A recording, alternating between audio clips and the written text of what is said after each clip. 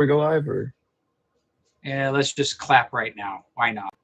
Okay. In 3, 2, 1, clap. Oh, were Okay. we in sync? That felt like you were way after me. Well, I think there's a delay between when I talk and you Yeah. hear me. Whatever. We're live. Let's do this. Hey, and welcome back to another exciting episode of the iTech Show. I am Jared Bodine. I'm Asher Ridenauer. And we're here to talk about more cool tech and what's going on in the world of technology today. Thanks again to AZ Strut for making this possible as one of the show's underwriters and helping support the local radio and student-run radio station 88.7 The Pulse. We're also live streaming right now on YouTube, which will be archived and available. Just Google iTech Show. You should find it. So one of the things that I thought would be fun to talk about, how familiar are you with the Trump phone? I'm zero familiar. I didn't know that was a thing. I thought that was a joke. I've heard of it before, but I thought it was a joke. It's very much not a joke. There's no way. There's no way. Wait, you're telling me this is a real thing? Yeah. So it's been talked about for a long time. Like, this is something that they have said was coming for a while. And I'm looking at it right now. Yeah. Well, I mean, are you looking at the real one or one of the early drafts? Because this thing has changed a lot.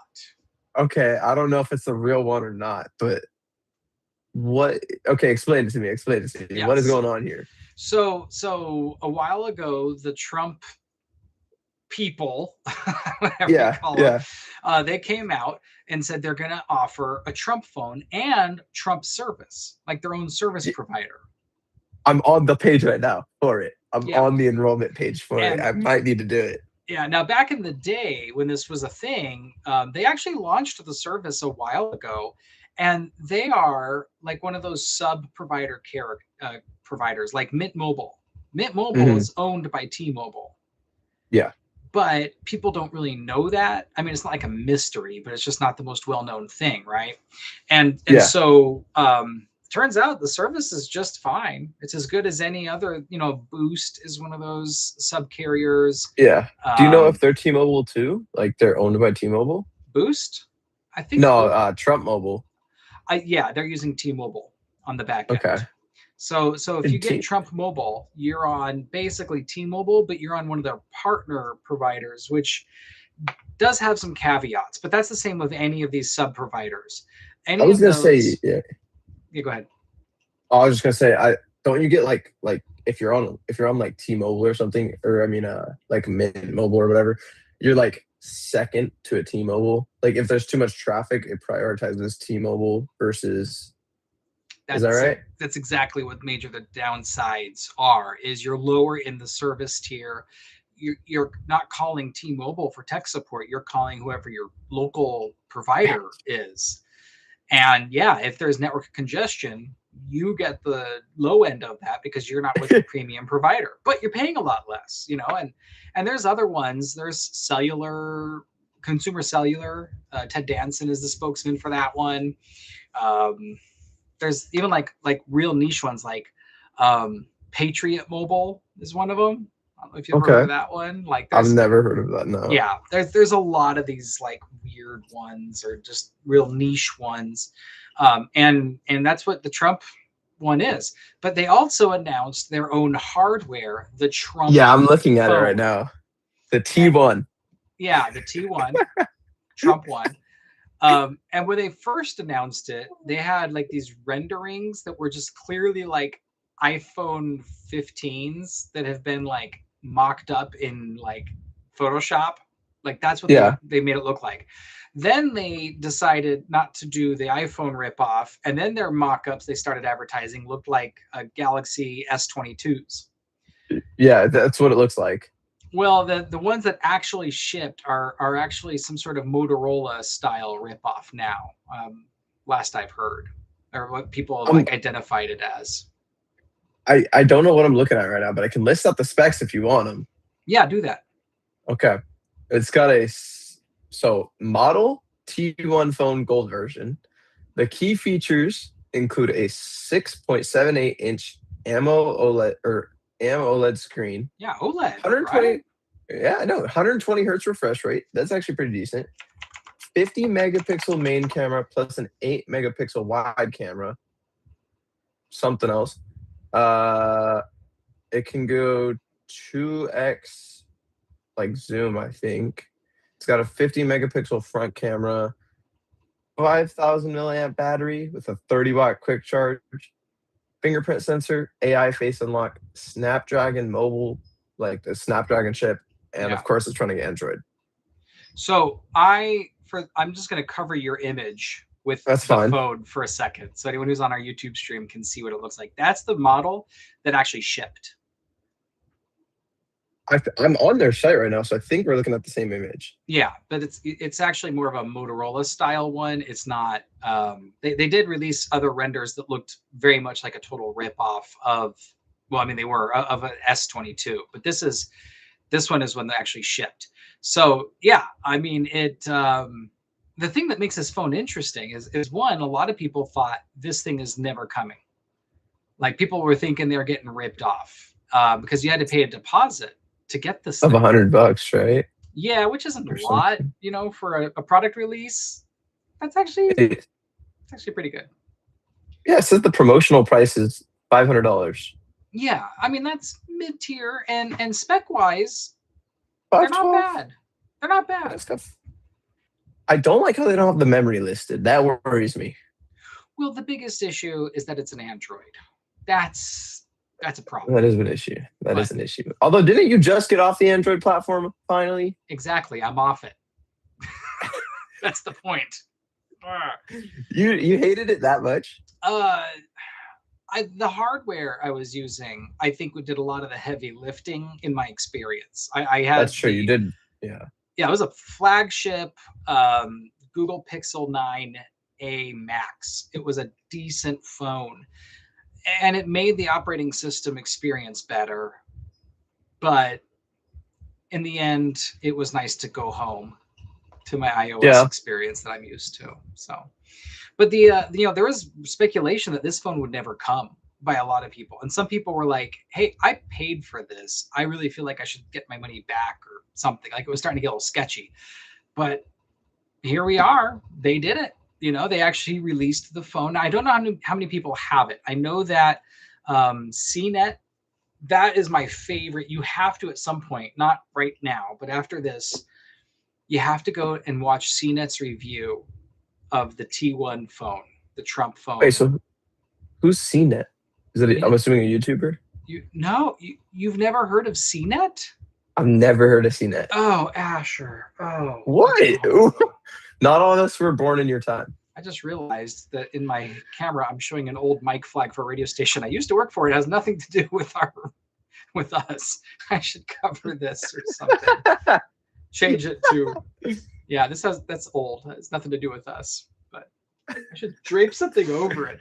So a mic flag is like a station identifier. And I once upon the time, years ago, when I was a youngin', I did work for another radio station. And when around the time radio came out. Yeah. And at that time, this radio station was a radio station that they were upgrading their mic flags. And so I just took one because I thought it'd be a really cool souvenir because they weren't using it anymore. And I used it on my mic. But now you know what I need to do? I need to talk to the station manager, Mr. Malice, and I need to ask him to get me a Pulse mic flag. Yeah, I mean, that they no longer exist, like that station specifically, because they were around when radio came out. This is still a current radio station. What are you talking about? They just changed their logo and stuff.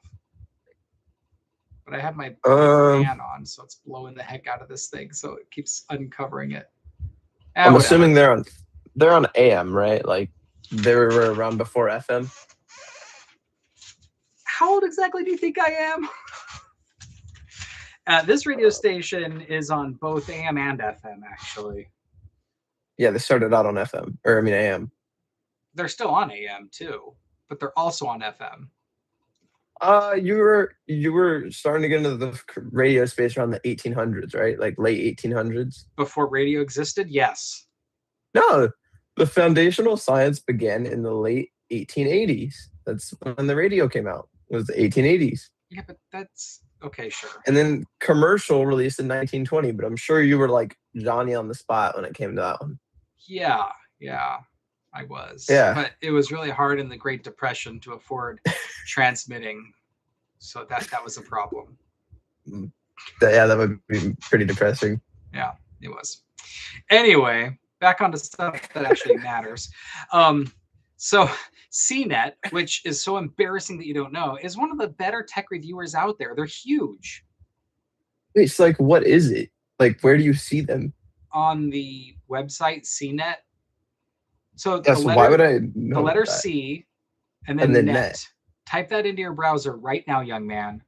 How dare you, sir? How dare you indeed? How you never heard of CNET?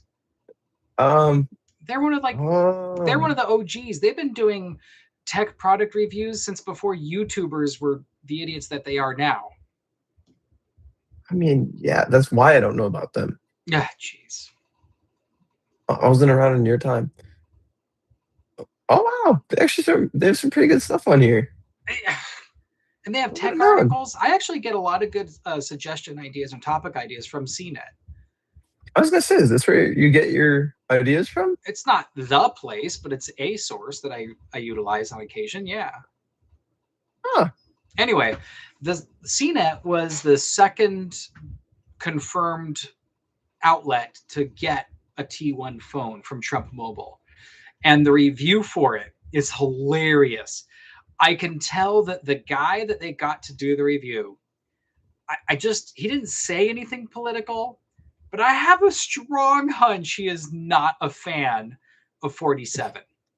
I'm just going to put it out there because, oh my gosh. So he gets the phone and he's so deadpan. He's like, well, I guess today we're going to be reviewing the Trump phone T1. It has 50 stars, but it doesn't have all 13 stripes on it. It's gold. It's an Android operating system. It's got 3 cameras on the back. It turns on and it works, so I guess it's okay. Like literally, like is so below standards of what CNET normally does that I think the guy was like probably very much like an established, does not like this current administration. And I think he was like the guy who lost the bet, who had to review the phone, and he did not want to be there. I would have had fun with it. But this guy, no. Linus actually, he didn't have his hands on it, but he reviewed about it. Linus Tech Tips. He talked about it, but he didn't have one on his hand. He doesn't have hands on one yet, so he didn't do a full review. But he talked about some of the specs and some of the background behind it. That's great. That's great. I love that there's a Trump phone. That's amazing. Yeah, and the thing is, like, people are kind of upset about it because they were hoping it would never come out and so it'd be a great news story and they'd have something to say. But then it came out. So then they were hoping this phone would be complete garbage so they could rail on it. But it's kind of a mid-tier it's a mid-tier Android phone. It's not a super flagship, but it's not garbage. It's a mid-tier phone and a mid-tier price. I would say if people are going to complain about anything, the hardware is probably all right, but the service probably sucks. Well, like I know it's a T-Mobile off, but I've seen reviews and people who have it. I don't know anyone personally that has it, but it's the same. It's the same as Mint Mobile. You're telling me our mutual friend has not bought it yet? Oh, definitely not. He's not an Android person. He was the one that gave you your phone. Yeah, he has one for testing purposes only. But he should have he has too much self-esteem to actually use an Android for his daily driver. And he is the one that's using flagship phones. This is not a flagship phone. That's true. You know how much mail you're going to get on how bad you're hating on Android right now? No one, because everyone agrees with me. Android has its perks. Nope, not one. The hardware is usually better. No, it's cheaper. It's much cheaper. What do you mean? If you get like a top tier like gaming phone, it's better than any iPhone. It's also double the price, but you don't agree with that? Really? No. Now, I liked the Google Pixel, but is it better than the top tier flagship iPhone? No. Speaking of iPhones, by the way, have you seen the rumors for the 18? Didn't we talk about some of these? I thought we did. Maybe. What, I know that what rumors are you talking about? the screen having the built-in, I think it's an LTPO OLED, or if I pronounce that right. But basically, that how Samsung released that like built-in. That privacy feature is cool. Yeah. So technically, it's rumored to be on the new one. Oh, I don't know. That sounds to me like someone's just speculating that Apple's going to copy him on that. I think Apple. I don't know. I think Apple's probably kind of upset that they didn't get there first. Well, I mean, they also buy all their stuff off Samsung, anyways. They do, and their screens are Samsung screens for sure. Yeah, not all their stuff is Samsung. No, but their screens are. Yeah, it's supposed to have 12 gigs of RAM. That's a nice one. It's supposed to have an A20 Pro chip, 2 nanometers, which is kind of wild. That's nanometers. Basically it. That's about as small as they make them right now. I've never even. Are there any 2 nanometers? I've heard of 4. Yeah, I don't know. I've only ever heard of 4. I think I heard of 3, but I've never heard of a 2. That's crazy small. At that point, I don't know how they're able to do that. Even like that's. Yeah, I mean that's super microscopic. That's literally light. Majority of light is wider than that. Like they have to do something to refine light, because you know how they make chips, right? They use like the like light thing that costs millions and billions of dollars to build, and then that's crazy too. Did you ever see Veritassim's video on that? No, I should watch that. Yeah, you need to watch that. That was crazy. I've never seen anything like that. Dude walks into it's like a 3-story tall machine that bounces light off like a bunch of mirrors to refine it, and then it shoots through it, and just it's like crazy how it works. You need to watch that video. You know, the Valley here, Arizona, we are one of the bigger manufacturers of silicon chips, and TSMC is here, Intel is here, onsemi is here, NXP is here. All of them need more, and they're estimating there's over 100,000 job vacancies in the creation of silicon chips here in the Valley.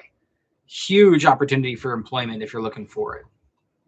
I'm assuming you have to have a college degree or something, right? There's no way. No way, really? They are needing people so bad that they will train you. Now they're going to want you to have some training, but they have resources to get you trained up. They have programs. In fact, there's a nonprofit here in the Valley called Semi, like semi.org or something like that. And they're a collaboration put together by all these semiconductor manufacturers, and they're all part of this. And the whole Semi.org, their purpose is to advocate for the semiconductor industry, but also help with the education part of it. I've teamed up with them as AZ Strut. We've teamed up with them for a couple things with the youth, not their more advanced adult programs, but little things here and there. I was gonna say, it sounds like you know a lot about them. That's crazy. Yeah, it's a good organization, and they need people to make those semiconductors. But it's not for everybody. I mean, I'm not discouraging anyone from it, but it's like 12-hour shifts. Those things are open 24/7. Yeah, constantly making them. They're also, I think you have to wear full PPE, like whenever you're near it. They call them bunny and it's suits. Like clean room. Yeah, you have to wear like the full suit. I've heard it's really I've heard the job itself is like cool, but it kind of sucks because you're like hot all day. It's not about they air condition the rooms pretty well. It's not so much that, but you do have to wear those uncomfortable bunny suits. They're not the best, but they're not the worst. It just is what it is. But yeah, they have the bunny suits, and the reason for that though isn't about PPE. It's not protecting you. It's not about. It's protecting the chips though. Yeah. Because you do a lot of stuff in clean rooms, and they can't even have a stray speck of dust get in the way of these very expensive machines. When you're working at 2 nanometers, there is no room for dust particles to get in the way. You have to have a sterile environment. And the only way they can keep it that way is by having multiple chambers that you go into that are progressively cleaner and cleaner. And one of them does include, like, the final stage, you have to be in a bunny suit. Which is also crazy that, like, they're able to do that in Arizona. Like, I understand that buildings and all that, but that's just crazy to me that there's literally a room with 0 dust in it. Yeah. in the Well, middle of the desert. 0 particulates of dust per what, or 0.0001 Well, per. yeah, But yeah, it's practically 0. It's amazing. And by the way, in case someone's wondering what a bunny suit means, it doesn't have ears. They call it a bunny suit in the sadly. industry. It kind of just looks like when like they go and test people with Ebola, like those full body Yeah, white like suits the ready to hazmat go. suits. Yeah. Yeah, that's what they look like. They're not. Unfortunately, there's no tail and there's no bunny ears, which is disappointing. Honestly, with how you use Grok and stuff like that, I'm not surprised at all that you say that's disappointing. That's how you use Grok. I just did that for fun. You actually are using it as a girlfriend replacement. I don't know. You're the one that was sending me links to like AI girlfriends and robot girlfriends that you can buy. For you, you needed something. All I'm gonna say is I've never once had those pop. Well, I guess a couple of times I've had like advertisements pop up like once or twice, but way after you sent me it. I don't think that's true. No, it's pretty true. Speaking of Apple, by the way, have you seen what iOS 27 is supposed to have? Well, let's finish the iPhone and then go to Okay, iOS. okay. Those two go together. So, what else in the iPhone that leaks the iPhone 18 that you're seeing? For the most part, I mean, it's that they're supposed to have like a smaller dynamic island. I saw like a quote unquote leak that it was supposed to be under like the screen, so the dynamic island could like disappear almost, aside from like the front camera. I don't know if that one's real. That one seems far fetched to Well, me. the dynamic island is the screen. It's just that they Well, yeah, incorporated the camera hole that, yeah. yeah. I don't know about all that. Apparently they want to use more proprietary chips instead of like the Qualcomm modems they've been having. Mm. So, although there's some stuff going on with Qualcomm too. I don't know if you've heard about that. No, what's going on with Qualcomm? So they released a new Snapdragon chip, and then there was something else going on with them where it wasn't just the chip. They did something else. Let me see if I can find it. But yeah, I know that they released a new Snapdragon chip, and it's kind of like an entry level. It's supposed to combat the MacBook Neo, which is still flying off the shelves.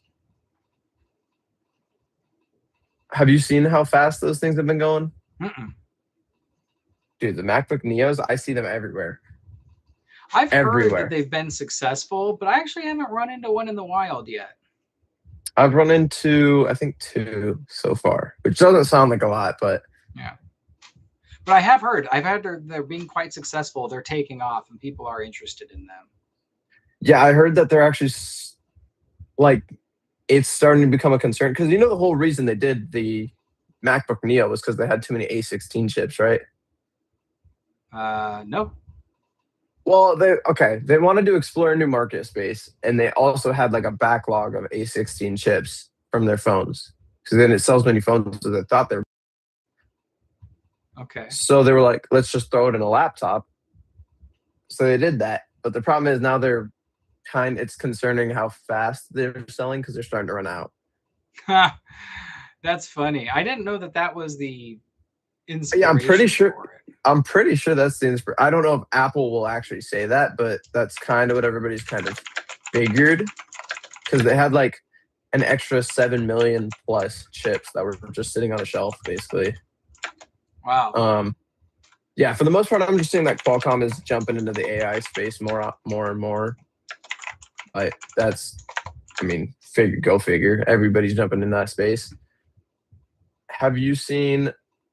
So that's kind of it for the iPhone 18 leaks. I haven't seen too much.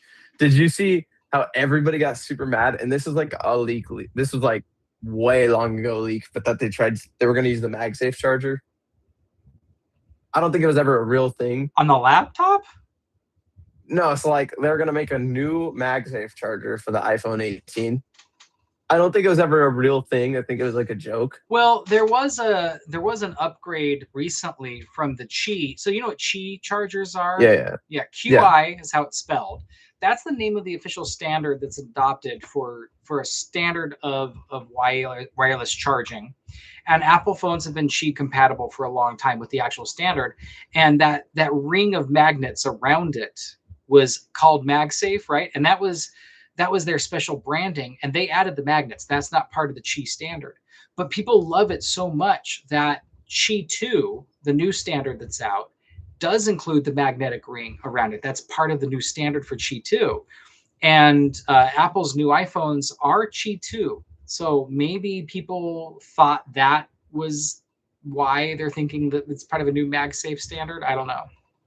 I don't know, but I saw some like AI picture of it or like some designer concept of it, and it was like the worst thing I've ever seen in my whole life. It was literally like a picture like a MagSafe 2 on a MacBook, but smaller and on the bottom of an iPhone, replacing the USB-C port.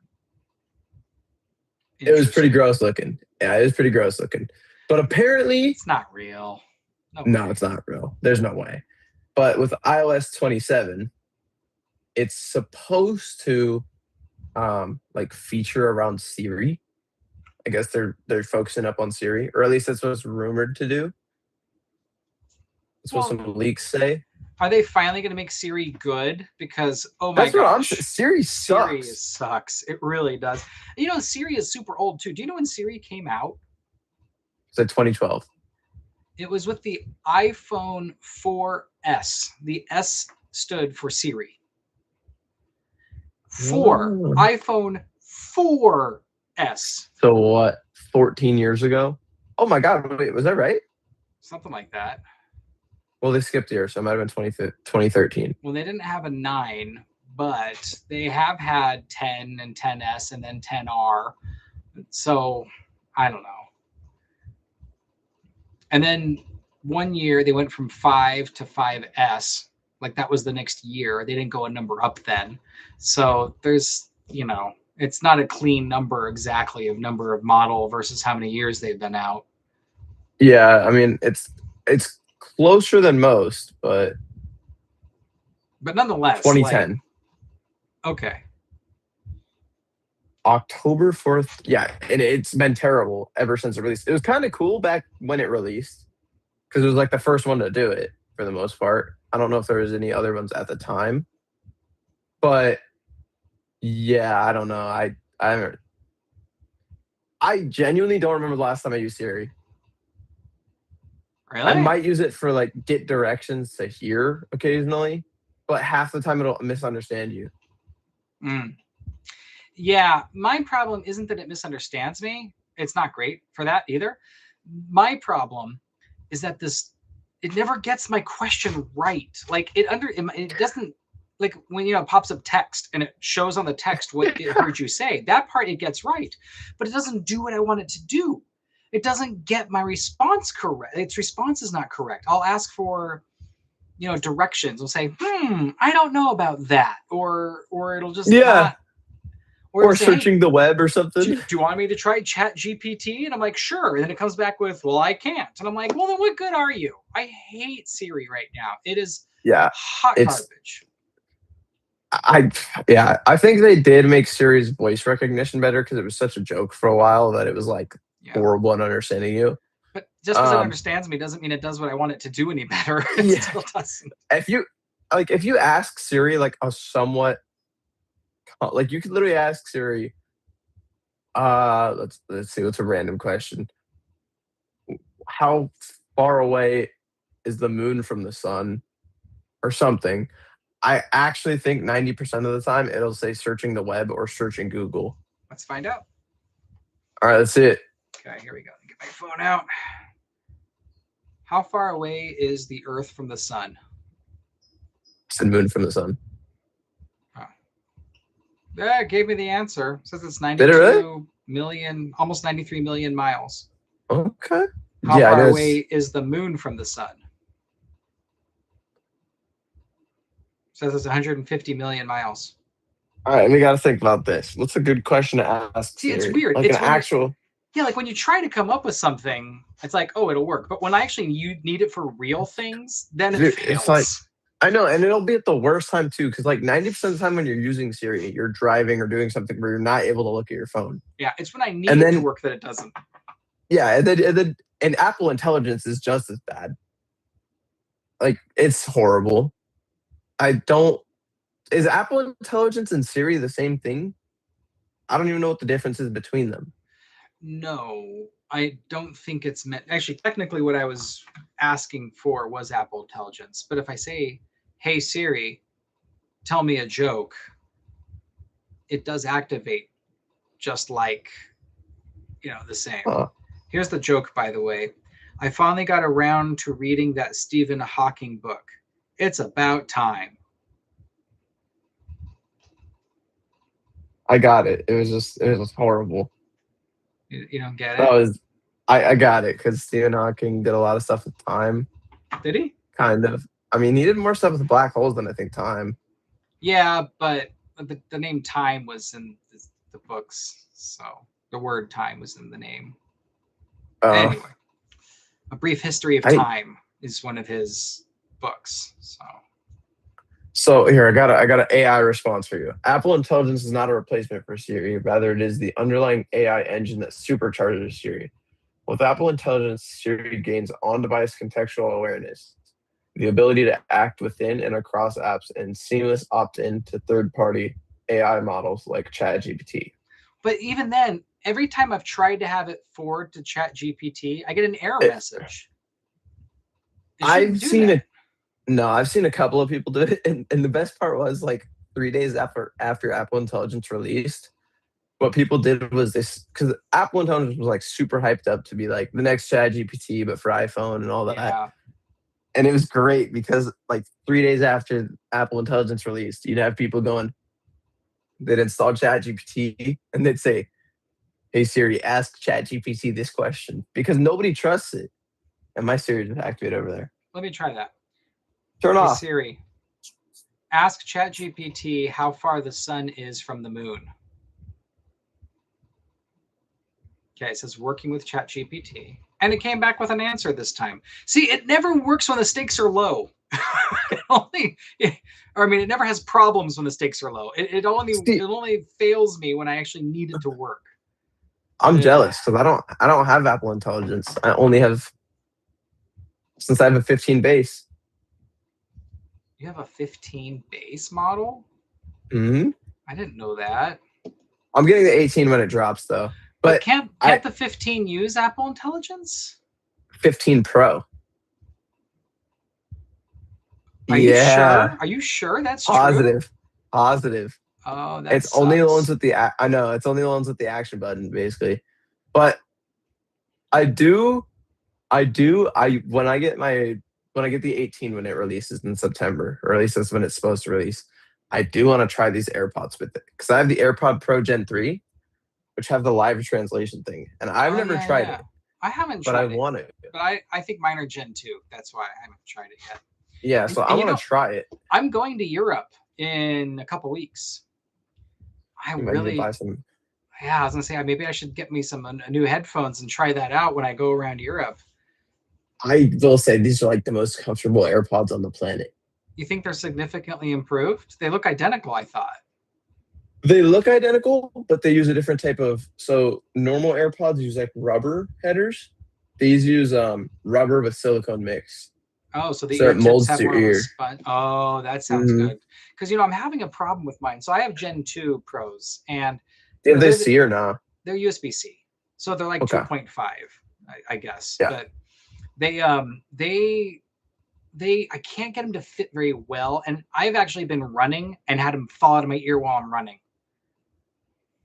That's how it's supposed to be. That's the problem with the like older ones, because I had the same issue. And then I actually was going to keep my Pro 2s, but because I just bought the USB-C ones because it was right before the third gen one was released. So I just bought them, and I was like, man, whatever. I'll stick with these ones. These ones have been treating me pretty well. And I dropped one of them at my work and never found it. So what I did was I used it as a repurposed gift, or I gave it to my sister and then bought her the replacement AirPod, and then I used that as an excuse to buy the 3s. Okay, yeah. But the noise canceling on them, people fluff that up a little bit. It's not like silent room, but it's pretty close. I don't know. Like I kind of thought that the AirPods had decent noise cancellation until I used other headphones. What did you use? So I have a pair of Soundcore. Do you know Soundcore, that brand? I heard of it. You I've know, heard of it. Anchor, right? Mhm. Yeah, Anker. They make like the best power bricks and third party docks, and they make some I'm really good accessories. I'm literally using their power brick and cable right now. Okay, exactly, right? They are a really good brand. Well, it's their audio headphone and speaker line. Okay. It's called Soundcore, Okay. and they're really good for the price, especially. And their noise cancellation is as good or better. I also have a pair of Jabra. Do you know Jabra? Jabra. No, I've never heard of that one. All right, Jabra is a really good brand. They used to be like, remember well, you probably wouldn't remember because you're a fetus, but there was a time when everyone was getting the one ear Bluetooth earpieces for their cell phone. Oh, okay, yeah. I've seen You it know, in like in I've seen it movies. in a couple of movies. Yeah. Yeah. For about 10 years there, a lot of people walked around with one ear Bluetooth pieces. They weren't stereo. And Jabra was one of the like leaders in that period. There was cheaper ones like Plantronics and stuff, but Jabra was one of the more premium brands and fantastic. And they still make really good headphones. And I have a pair of headphones, the Elite Pros 10s, and they sound so much better. They fit in my ear so much better. They're more water resistant. Their battery life is as good or better. I use them when I exercise. I still have them. I mean, like I said, I have the Pro 2s with the USB-C, and I use them Mhm. because I like how easy it is to switch in the ecosystem. I love the ecosystem. I don't. Okay, now you use it. I guess you do have one. Okay, so you have a MacBook, iPad, and an iPhone, right? Yep. But I also have Okay. a Windows computer Well, yeah. and Android tablet and Windows desktop. Okay. So I've got a lot. Yeah. My question for you is because I actually never tested this with my Pro 2s. Do yours auto switch? Yes. Okay. And I use Because I that know feature that a lot. That's why I still I use use that them feature more. all the time. I love Yeah. that feature there at Pro 3s. Yeah, like I'll be in the Pro Gen 3. I'll be sitting at my laptop using it and typing, and then a call comes in, switches to my my AirPods, switch to the phone to answer, hang up, sound goes back to the laptop. Or from watching a video on my iPad, the video on the iPad pauses, answer on the headphones with the cell phone, and then back again. I mean, Yeah. but you know what? My Jabras, those headphones, they have multi-point pairing, which means that they can actively be connected to two devices simultaneously. I can have them paired to a lot of devices, but actively connected to two. And it also supports that feature. Huh. So if I'm listening That's pretty cool. yeah, if I'm watching a video on my iPad and I'm using my Jabras and a call comes in on my phone, if I'm connected to the phone also, it will do the same thing. It'll pause the iPad, answer on the phone, and go back. And those are not part of the Apple ecosystem. Huh. I didn't know that anything non-Apple had that kind of Yeah, feature to be able to but swap they can only be connected to two devices to, simultaneously. whereas So if I want to then switch to my laptop, I have to disconnect a device and connect over to my laptop. You have to go to the laptop settings, the Bluetooth settings, and tell it to pair. Yeah.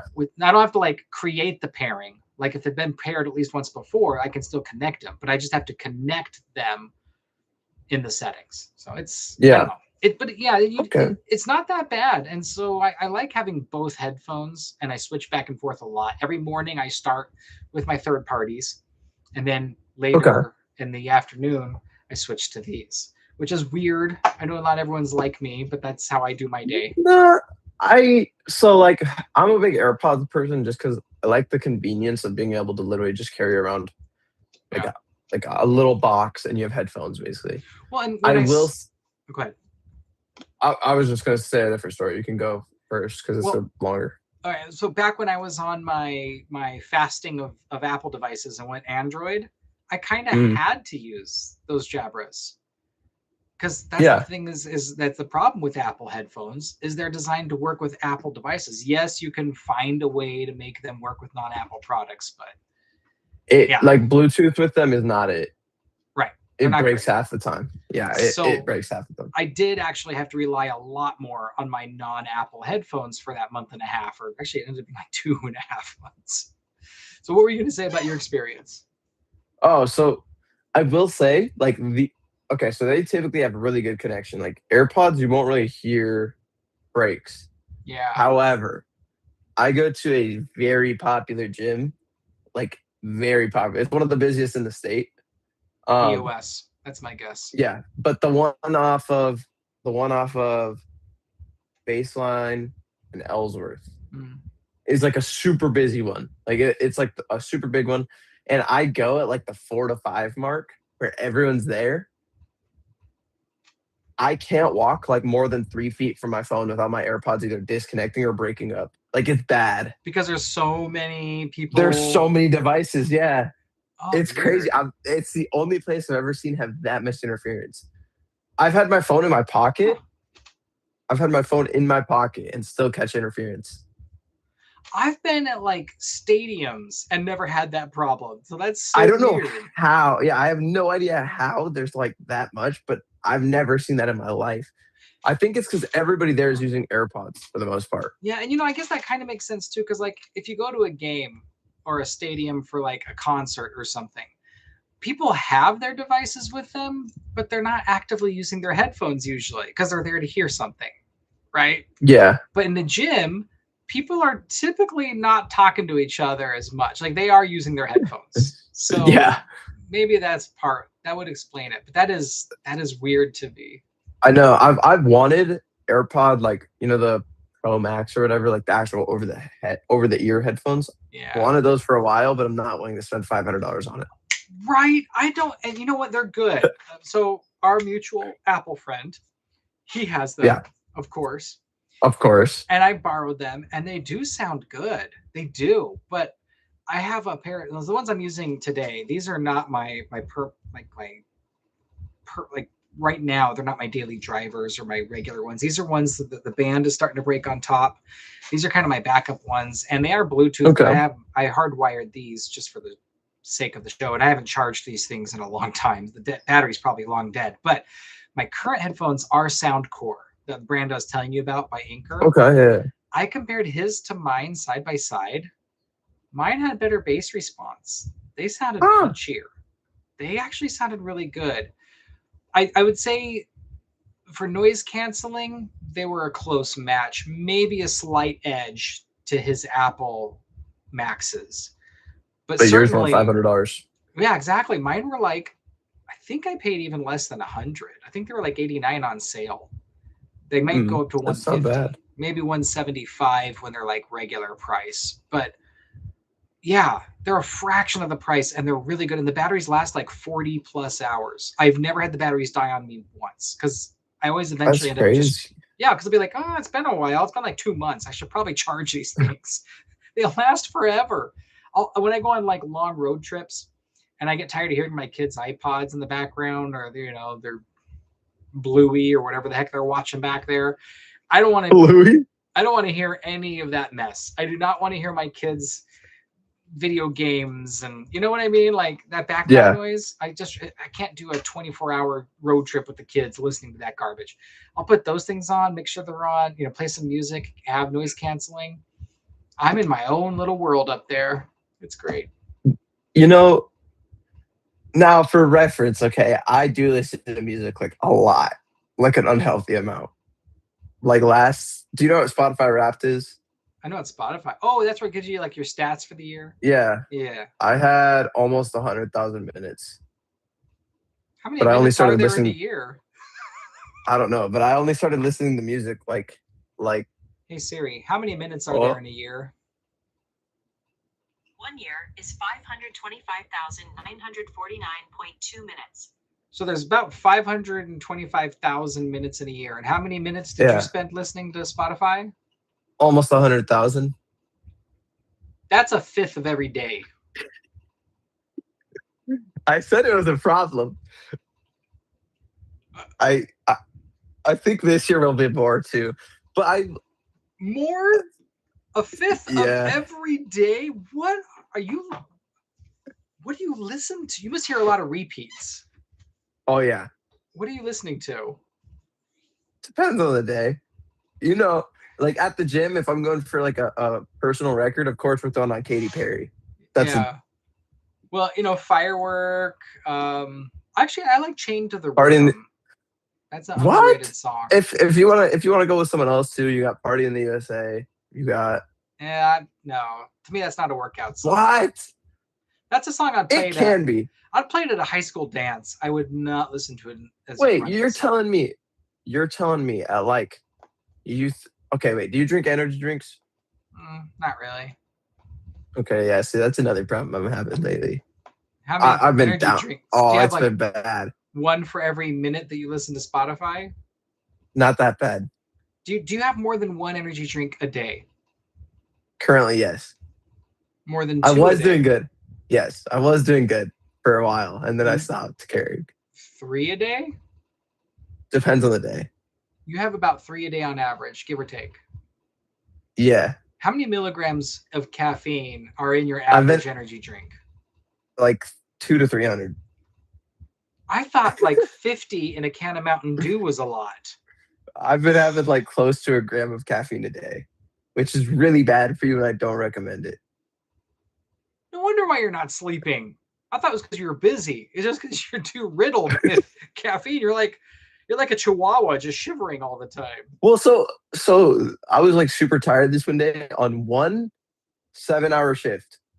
Now, mind you, I worked my other job before this, but on one 7-hour shift, I had 4 energy drinks or 3 energy drinks, 2 Red Bulls, and a C4. So it was only like 600 milligrams, but that's still like not a healthy amount. No, it is not a healthy amount. Asher. It's okay. It's okay. It'll be all right. Okay. Now, AirPods 3 have this feature, and this is going to lead me to my next topic, the heart rate thing. Oh yeah. You know about that? Yeah, I've never used that with headphones. I had another pair of headphones years ago that did that, but I rarely used that feature. Yeah, I don't. I've used it like once or twice. Well, I have a watch. If you have an Apple Watch, that's going to be way more accurate. It's always on you. To me, Yeah. that's not an issue. But it doesn't hurt to have a second opinion on devices, I guess. Have you ever used? Yes. Do you know what I don't know how to say it. An Oura Ring, Oura. Yes, I'm familiar with them. I've seen them. We've had people donate them to AZ Strut because it's old tech. Usually when we get them, it's because the battery is dead or something. But when we get them, they usually don't come with the chargers, and the chargers are very specific. And here's the gotcha. Yeah, I was gonna say. Not only are they like very specific, because obviously they're contact style. They don't have like a USB-C plug on them. Yeah. But they're even different for different sizes of rings that you order. What? That's crazy. So if you get I didn't know that. Yeah, so if you have like a 3rd gen Oura ring, but it's like a size 5, and you have a charger for a size 8, they're not compatible, even though they're the same gen and everything. Huh. Did you see that the Oura Ring 5 was announced? I did not. It's from what I'm seeing, it's basically just smaller and better at sensing stuff. Well, they're all the same. I mean, at some point, what's it's difference? Reportedly 40% smaller though. 40% smaller is crazy. Because those rings are thick, but they do have a lot of stuff baked into them. Like I think they have a blood ox, they have like heart rate, other stuff. They're also $400. They are $400, and that's the starting price. They have more expensive ones. Yeah, and I'm sure it probably does. Do you know if it varies on size? It has to, right? The price? Yeah. No, really? It's the specs, like what material you want it made out of. Those are the things that change the price. Okay. That's actually crazy. But yeah, so I know a lot of people that use those rings, and they say they work pretty well. 40% smaller is significant. But you know what? I'm looking at a comparison of the two. And what I'm noticing is if you overlay the 4 to a 5, you can see that the sensors stick out as far on the 5 as they did on the 4. It's just the rest of the housing that is skinnier. Do you see that on their screen? I actually can't because whenever you do something, it zooms into your face. But I'm sure everybody on YouTube can. Okay, yeah, but yeah, it's so yeah, I mean, overall the body is thinner, but you still have the same amount of protrusion for the 4 sensors. That's not great, Those are but just little I mean, bumps. It's not as bad as the whole ring yeah, being thicker. most things are thick though. I will say that. Like compared to a normal ring, they're smaller than you'd think, but yeah, But yeah, I mean, the overall body is significantly thinner. I mean, it really is. yeah. So I mean, props to them. That's a lot of tech. But I guess my question is like, what does it offer me I'm not already getting from my Apple Watch? I think it's more accurate than an Apple Watch. How? Why? I think it's because it goes on like a specific like I think you're supposed to put it on your left hand or something, so that way it like reads your heart better. I know Your your left, watch is on your left wrist. no, your left hand is your wedding ring hand. Well, yeah, If I I think wore that's that where it's instead of my supposed to wedding go. ring, my wife would have some words. Well, If she yeah, I know. noticed. If she didn't notice, I could get away with it. I'm a techie guy. I'm the kind of guy that would actually go that route, but I don't need it, and it doesn't integrate with my Apple products. I don't care. Fair enough. I think it has like other benefits to it. I think mainly people with health problems are going to use it, like health issues will use it for like monitoring. But it's not going to monitor your glucose levels. If you're one of those people, like a diabetic or something, this No, isn't but like gonna... low. I think it does blood pressure. Maybe. It supposedly does. It says it has a 99% heart rate accuracy, and it's good for it tracks your sleeping. And I will say that there is one issue with the Apple Watch, and that's that a lot of these, if you want to use it to track your sleeping, that means you can't charge the watch while you're sleeping. Yeah. And the nice thing about the Ring is it gives you a week of battery. I mean, yes, it's a tiny ring. Yeah, I'm surprised you get a week of charge on that small of a ring. That's pretty crazy. That's a pretty good battery. But here's the other thing is I'm sure it's got a lithium battery in there, right? Oh, and if it swells? Right? It's going to swell potentially. Or lithium, also, if it goes bad, it can explode on you. Or they can catch fire. Also, I didn't even think about this, but think about if you're cooking. Because you cook with your hands. Like you're doing stuff over steam with your hands, and typically, I know it's not like the heat that lithium's technically not rated for, but any heat isn't really good for lithium usually. Yeah, but it probably won't be that much hotter than your body heat anyway. Oh, that's true. I didn't even think about body heat. Yeah, but yeah, I'm confirming on their website, and even with a new Oura Ring 5, it is a size-specific charger. Size-specific charger. That is the dumbest thing. They need to find a more universal way to charge these. That's so dumb. Okay, oh well. Wait, what? I was just gonna say it is what it is. I'm not buying it anyway, so I don't care. In relation to Veritasium, really quick. Yeah. Me and you both watch it. Have you ever seen his video on quantum computers? I don't remember if it was his or someone else's, but I've seen videos on quantum computers. Why are we talking about quantum computers?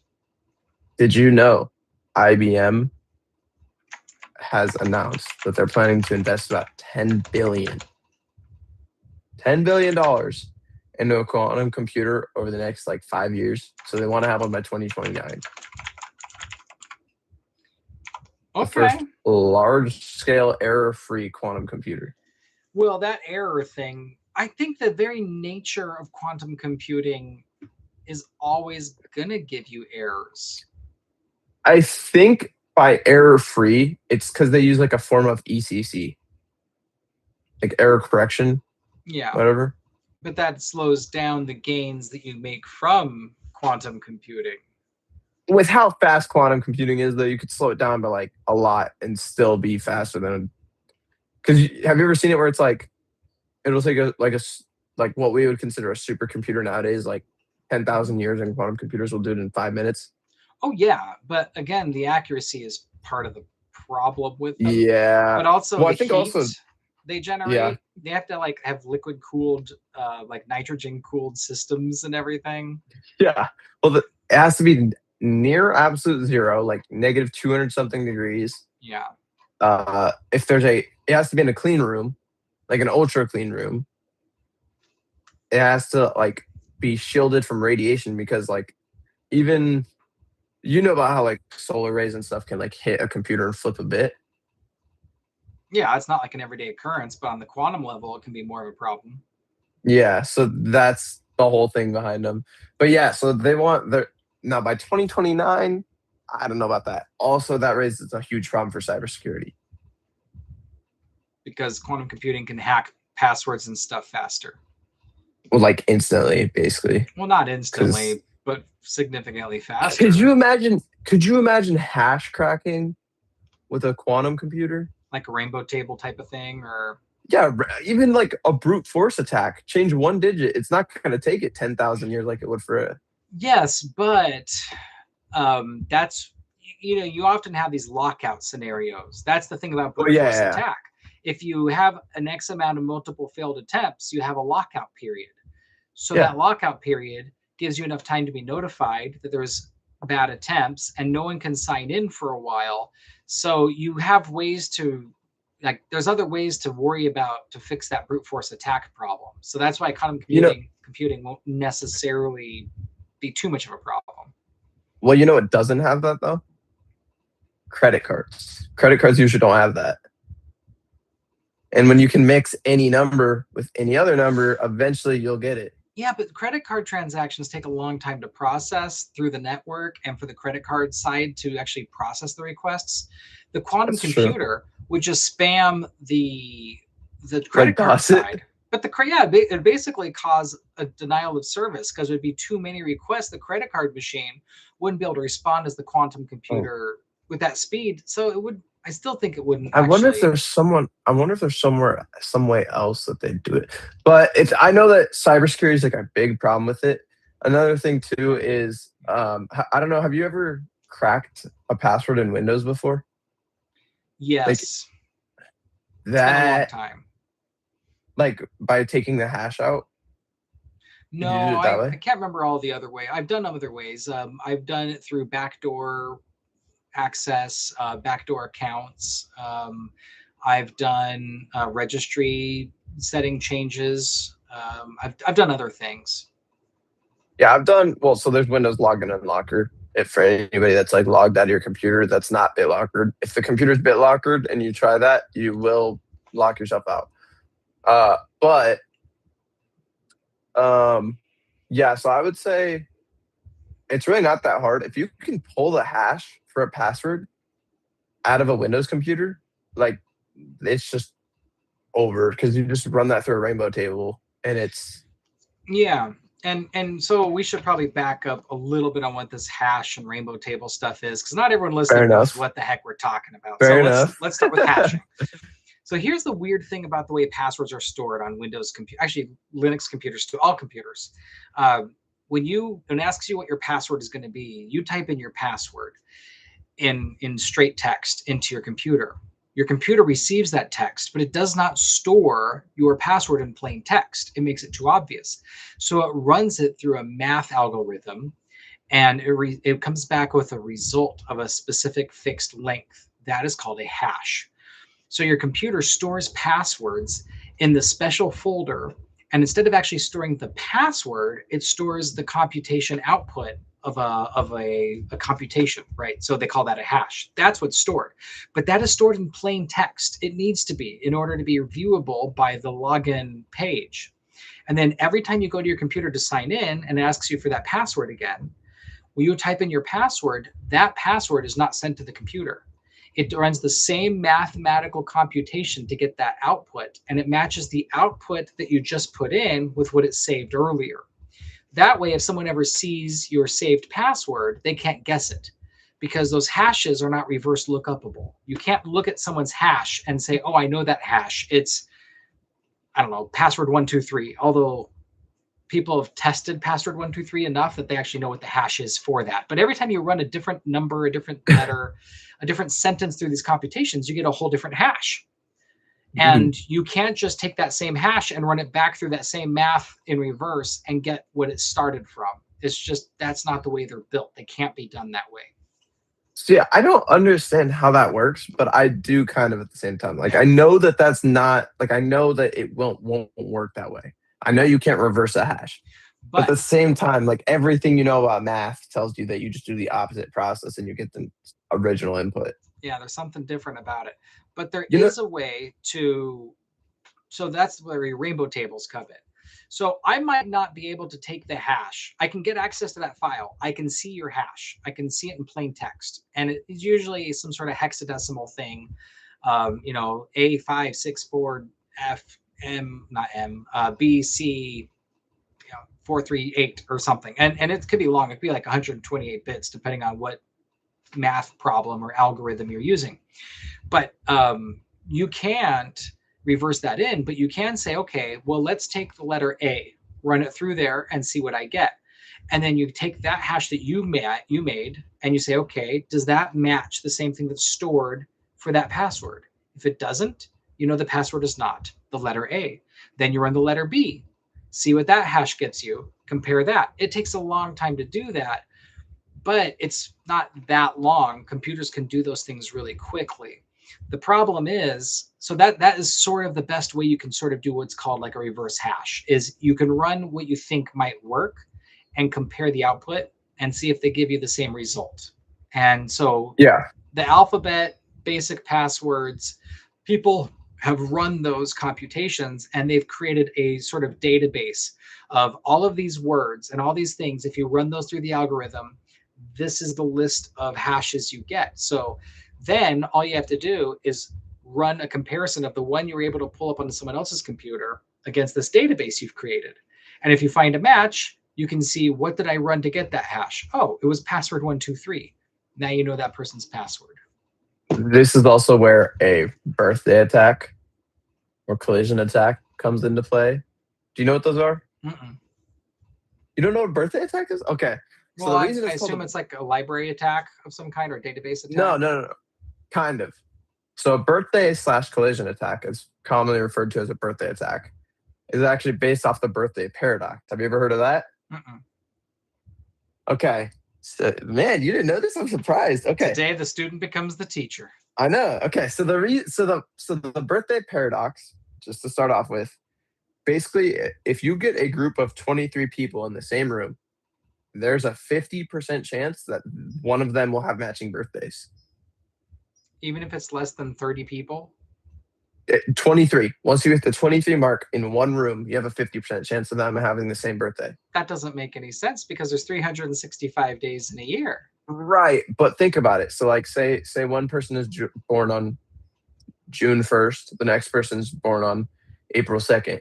Those 2 days are now pulled out of the 365. So by the time you make it to 23, it's only a 50% chance you can have a unique birthday, if that makes sense. Okay. You'd have to look at like a diagram that makes it easier to understand. I get where you're getting at. Yeah. But a collision attack / birthday attack is basically, they do that with hashes. Not all hashes are perfect. The math will sometimes come out, even though you have two completely separate passwords, the hash is the same. I do know what you're talking about. I just haven't heard it called that before. That's the new term for it. I don't know. Like, you know how do you know what man in the middle is called now? Yes. Yeah, it's an on-path attack. Stupid. On path. Stupid. I liked man in the middle more. It made more sense. Well, they changed man trap too. It's a man trap. Were you not in my class? Wait, explain it to me. I might know this. All right. So when you have a secure facility and you don't want someone tailgating in behind you, you have a middle room called a man trap. Oh, yeah. Okay. So everyone goes into that middle room. Both sides are locked. You can review who's in the middle room before you open up the next door to let those people through to the secure area. And now it's called, I can't remember what they call it. It's like this really weird name, like a security ingress or something. Oh, yep. I know exactly what you're talking about. That's what it was? Dude, I was so lost on my Security Plus, like studying for it when they got to that section, because I was like, what? It's a security something. A security vestibule. Yep. That's what they call it now. So, yeah, I don't know why they call them on path instead of man in the middle. Maybe because it wasn't woke enough because it was too genderized. I don't know. know. I don't know. But yeah, so back Also, to the birthday attack. So I think what you're getting at is, my understanding is, this is when we're talking about where it's a math algorithm, and there is a chance, it's like 1 in a billion or something, that two different inputs could actually give you the same algorithm output. yeah. Right. The hash could be the same. But so that way, if someone else typed in another password that wasn't the same password you had, but it happens to give you the same output of that algorithm, it would still work. But that's not a big issue, because we're talking about, there's a 1 in a billion chance or something like that, or even smaller. Yeah. But when you're doing like when you're able to get somebody's hash necessarily, it does increase your odds of finding out what the password is, or at least a password that works. Because technically there could be like 3 to 4 different ones that would work on the same hash. It does also depend on the hash type. Like there's different, like there's SHA-250. There's a whole SHA family. Yeah. Isn't And it's basically just a MD5 different. what most OSs are using? I believe so. Windows actually uses its own. They use like NTM 1000 or something like that. Oh, I didn't realize that. I've never really Windows researched it. Okay. Yeah, Windows uses its own. Does Linux use MD5? I think so. Okay. They use that or SHA-256. If you ever want to play around with it, though, if you go on Kali Linux, there's this tool called Hashcat, and it's pretty fun to play around with. But yeah, so like that's just crazy if you're able to get somebody's hash. You know, the other crazy part about hashes? Nearly all hash software is open source. Did you know that? Like the algorithms are out there. Yeah. Which it makes no sense to me on why somebody can't just reverse it, but maybe I haven't enough research. But the point of a hash initially wasn't about passwords. It had nothing to do with that. The idea of that came much later. The idea behind hashing initially was just verifying integrity of a message. And you have to both have access to the same algorithm to do that. So like let's say you want to send someone a file. You would send them the file, and then you would also run that whole file through that algorithm, and you would send them the hash. And then they would take the file, and they would run the file through the same algorithm. So they need to have access to that same algorithm you used, and then they can compare the hash you sent them with the hash they got. If it's off by any 1 digit, they can say, hey, at least 1 bit of this has been changed. You might not know which bit. You just know that something's changed with your file, your message, or something. And even to this day, if you go to like Linux download pages, oftentimes when you download an image, they'll say, here's the hash, here's the MD5 for this download. It's not about security. It's about data integrity. You just want to say, hey, I'm going to run this through the same hash and make sure I got the entire package and I'm not missing any bits. Yeah, and if we're going into security, then there's but you can digital understand signatures. Yeah, why these are all public hashes, because both sides have to have access to the same algorithm for that verification. So I looked up what SHA-256 uses, and I figured out. Well, I didn't figure it out. I figured out kind of why. I'm not smart enough to read this, but it says the math, and you don't use some brain rot term right now. It is called the sigma in math.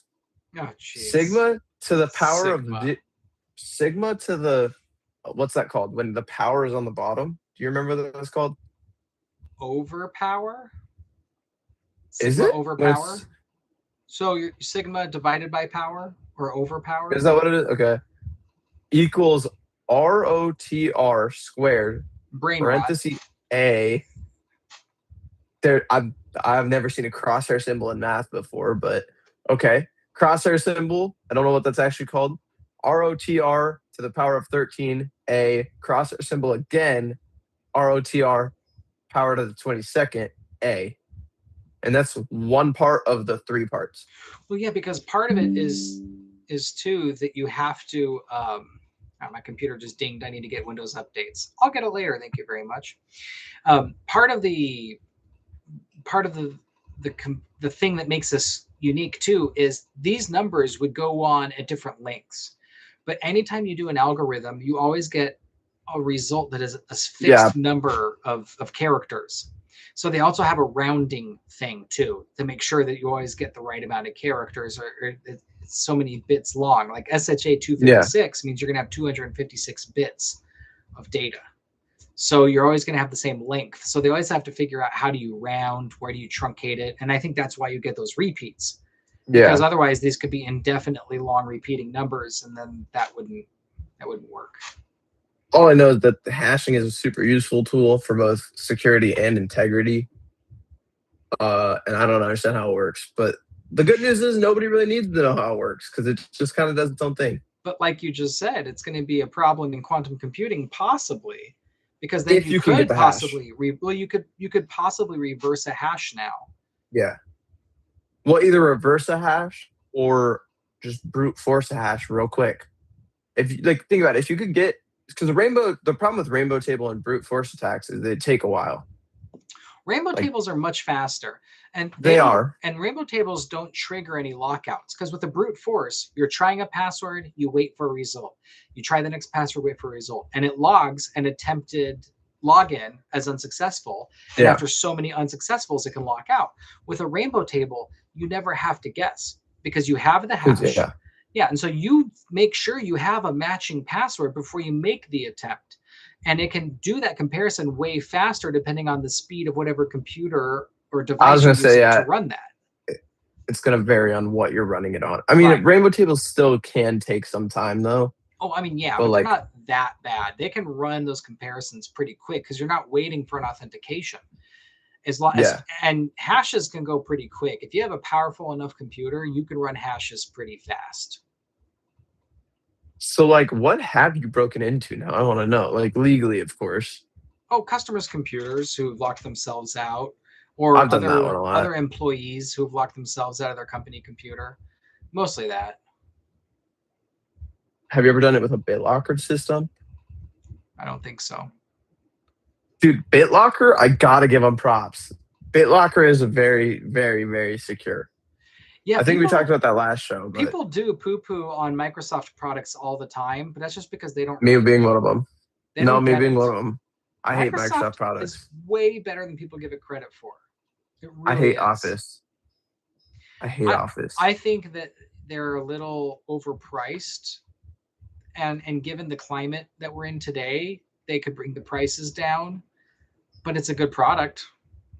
You know it's bad when I see people using Word 2003 before they'll go for the subscription plan. But I also hate how everything's. But don't you think it's amazing that they're still able to use their old 2003 Word and it still works with all of the other software that people are using? Think about that. That's a good thing.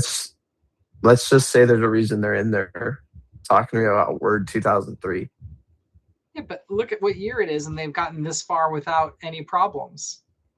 That's impressive. I guess. It is. I guess.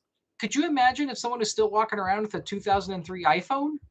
Which, by the way, didn't even exist yet back then? Yeah, I was going to say, I don't think 2003 iPhones existed. Exactly. And who's still using a Gen 1 iPhone, which came out in 2007? No one. Yeah, I can't. You know why? I was born in 2007, so. You're the same age as an iPhone. That's ridiculous. You are such a fetus. How am I a fetus? I think you're just ancient. You're practically in utero. What are you talking about? Oh, another thing. So I got to ask. So you drive a Tesla. I do. Do you still love driving that Tesla? I do. Did you think that would change? About buying one. No, but I've thought about buying one. The more I drive it, the less range anxiety I have, the less concern I have with all these other things that people talk about. The maintenance costs on it are so minimal. Now, it's true, you're going to go through tires a little more often. And how often do you go through tires? I have had to replace my back tires, and that's it. And I've had the car for a year, and I bought it used. It's like average of 2 to 3 years, I'm assuming. Maybe. I mean, I've never had to replace the front tires yet, and they are, as far as I know, they're original, and the car is a 2023. Okay, coming up on year 3. Yeah, your driving style is a big factor in that. But, Oh, yeah, so I'd burn through those tires. How many times a year are you supposed to get an oil change? Like 3 to 4. But also an oil change doesn't cost me $3,000. No, but how much does an oil change cost you? Like $100? More than 100 usually. like 105. It's Well, like what it costs me. that's pretty good. Usually it's like 125, depending on where you go these days, right? Okay, fair enough. If you're lucky. A low oil change with the whole package, the liters of oil you have to put in there, the oil disposal fee they might charge, the labor, and you have to sit and wait a couple hours while they do it. That's what, $500 a year if you do Yeah. it every quarter, and you should do it more if you drive more than X amount of miles, like 5,000 miles. You should be doing it, and if you drive more than 5,000 a quarter, you should be doing it more often. Well, Yeah. $500 a year that you're not spending because there is no oil changes in a Tesla. Yeah, but I mean, I guess you're not spending on gas either, but then Not spending anything on gas. And other yes, I'm paying stuff. for electricity, but my electricity bill has only gone up like $30 a month or something. It's not a lot. It's barely noticeable. Now, if you use supercharging networks, you're paying more. But if you charge at home like I do, it's barely noticeable. Did you install a 240 volt?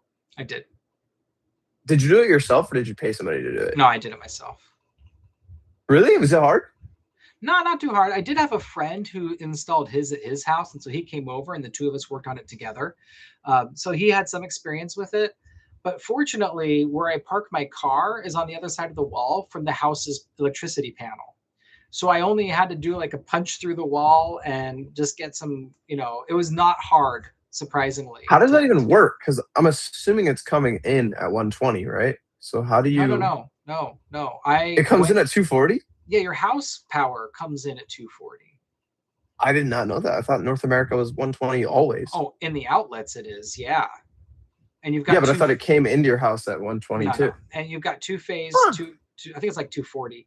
And so you just make sure you're tapped in right and have the right circuit breaker. That because like your ovens, your stove tops, some heavy duty fridges, dryers, like the clothes dryers, those use 220. So your house has to have it. Yeah.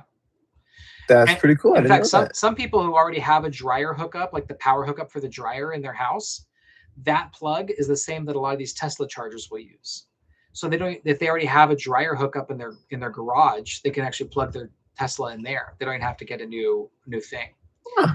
Yeah. So I just got some heavy duty Romex wire and connected it to. I had a spare surge protector. I can't think of the word now, but the on-off switch. I just said the word earlier. Now I'm blanking on it. But circuit breaker. That's what I was thinking. Circuit breaker, yeah. Yeah, so I had to make sure I had the right circuit breaker that could handle the right amperage. Ran the wires through, bought a little conduit, bought an outlet from Home Depot. I think I paid $50 in parts. That's crazy. Only $50. And then I had my Tesla charger at high speed at my house. It's been great. See, I do want to take it camping, but I don't. I'm not gonna lie. It's between although I'd be getting the Model 3 probably, not a Model Y. If you want more room, get the Y. If you're gonna go camping, get the Y. The Y is a little higher. I'm not a lot higher, but it is higher, which means you get a little more clearance. It's not a regular SUV in terms of clearance, but it is better than a 3. But also, there's more room. The seats fold down. You have a little more space. The hatchback. So in a Model 3, you have a trunk. In a Model Y, you've got the full hatchback. Way better for camping. Makes sense. Yeah. Yeah, I'm thinking about. Okay, so if I'm with it's between the Model Y then and it's between the Model Y and the Cybertruck. Oh. I'm not going with the Cybertruck. I can't do that to myself. That car is disgustingly ugly. Also, I do not want to be in like $100,000 worth of debt. I like the Cybertruck still. I don't care what people say. It's a cool You like car. how that thing looks? I like the DeLorean from Back to the Future. That's different though. That's nostalgic. The Cybertruck's just ugly. It's future nostalgia. Trademark. Okay, but what would you do? The Model Y or the Tacoma? I know you have a Model Y. But I'm talking but for skiing, kayaking, all that stuff, you'd still go with the Y? I have a luggage rack. I've put kayaks on my Model Y. And it has a tow hitch if I need it. What are you towing on I know it technically can tow, but I've heard it cuts your range to like 100 miles. Oh, it cuts your range a little, sure, but I don't What never did had you a problem. tow? I haven't used it yet, but you can put a luggage rack on there, like a tow hitch I compatible heard the luggage logo rack, wraps, yeah. or a bike rack is Hmm. really good for that. But you can also you can tow actual weight on there. I do have a trailer, and my dad he I've used his truck, not that trailer with it, but um, I've borrowed his truck to use it. So I haven't had a chance to use it on the Y yet, but I could if I really want to borrow his stuff and hook it up. But I'm it can do that. And like, let's say you get like Sea-Doos, those kind of smaller trailer things, like the Sea-Doo yeah. hookups. That would be fine on a Model Y, no problem. I'm seriously considering buying a Model Y, but I just the one is the battery because I already know with my luck that battery will go out right after warranty, which is the cost of the car basically. You know what? I told you about my friend who had a Model S. It's a first gen, still has free unlimited supercharging for life because he got in early. He's had that car since Gen 1, and it is now 2026, and he had his first issue with the battery. Which And was? it wasn't that the batteries were going bad. He thought it was the battery, actually, that was going bad. And he was worried he'd have to replace the batteries, which would have cost thousands and thousands of dollars.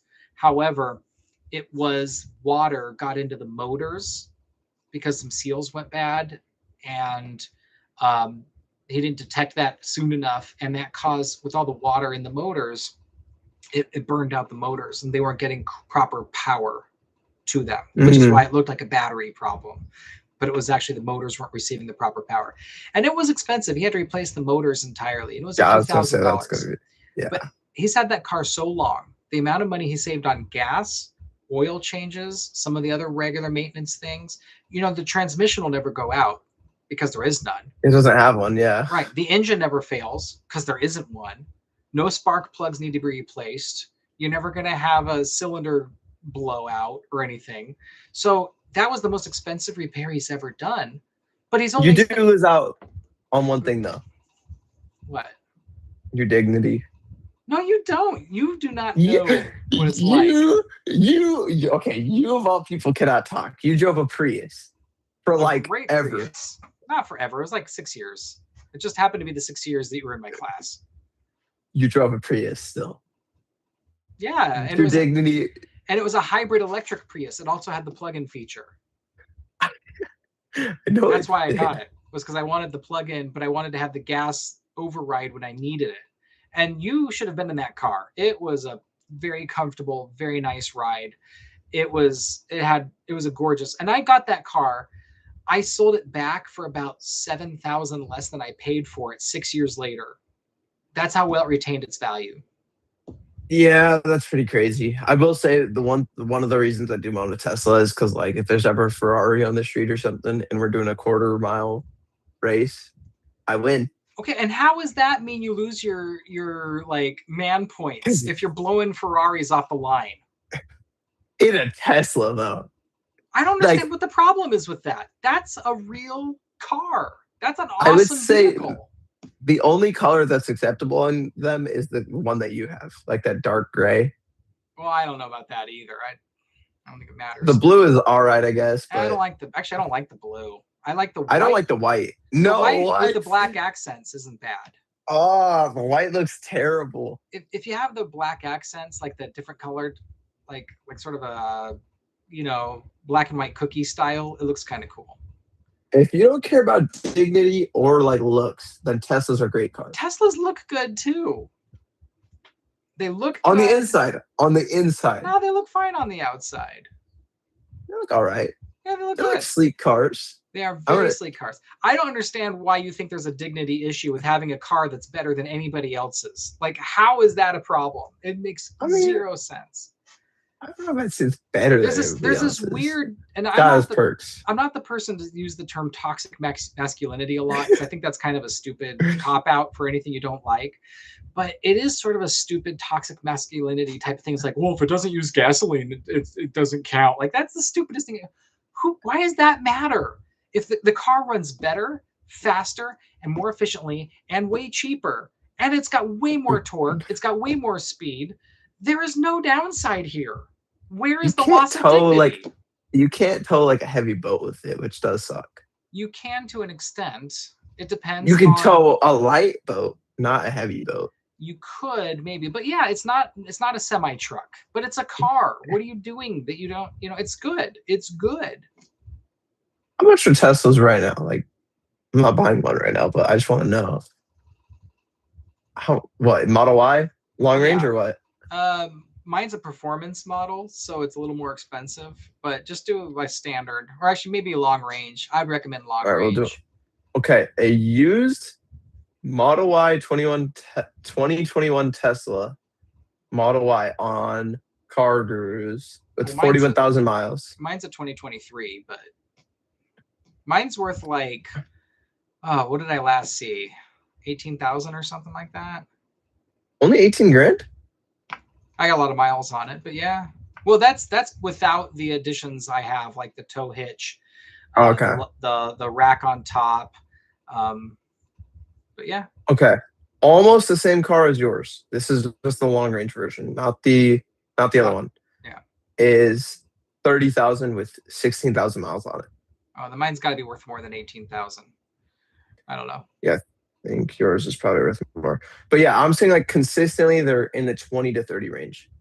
I don't trust this one that's listed for 20 grand. Maybe mine's 28. Maybe that's what I was thinking. Maybe it's 28,000. How many miles do you have in yours? I just recently passed 50. Okay. Oh, that's not even that bad. This one for 20,000 has 133,000 miles on it. Yeah, and they're still rolling. That's the thing. They get a lot of miles on those bad boys. They last longer than combustible engines. They really do. Okay, whoa. Depends on the combustible engine. No, in general, these things wear out differently. And and people always like, well, when the battery dies, okay, that's true. But when your engine craps out, how much is that going to cost you? My engine's been going for 21 years now. Have you ever had to rebuild it? Nope. No piston replacements, nothing major? Nothing done to the engine. Literally not touched once. That's not normal. I mean, no, it's also it's like the flagship Chevy engine, though. I will say that the flagship Chevy V8 5.3. Okay, but I mean, a lot of cars, if you get to 150,000 miles in 20 years, you're going to have some very expensive repairs. Right? I'm not gonna lie, you are right there. Yeah, and those expensive repairs are not going to be more than $8,000 for a battery one time after 150,000 miles, if that, which isn't even necessarily a guarantee. So yeah, there is a chance that batteries will go bad, but I still think if you do the math on total cost of ownership for the life of the car, you're still saving money on a Prius. I mean, that's not a Prius. You made me think of Prius because you're saying that. On a Tesla, hands down. On a Prius. Well, I think this car argument could go on for a while, but I do think we've hit our time mark. We have. We got to wrap gone way over it. Yeah. Well, that's your fault. But you know what? Because you're a problem child. But that's okay, because our amazing editor, Ellipsium, I think is his name. Ellipsium, Epsom, like Epsom salt, maybe. Is that his name? I'm just gonna say our editor because I will butcher this. Everlast. I think the name is Everlast, or is it Evanescence? Could be Evanescence. Anyway, our editor will figure it out. That's his problem, not ours. And that's another episode in the can. We're all done with another exciting iTech show broadcast. Thank you for joining us. Always a pleasure to have you with us for one of these. I am Jared Bodine. I'm Asher Ridenauer. And thanks again to AZ Strut for helping underwrite this show and help support us. And we will be on the air again with another episode before you know it. Have a good one.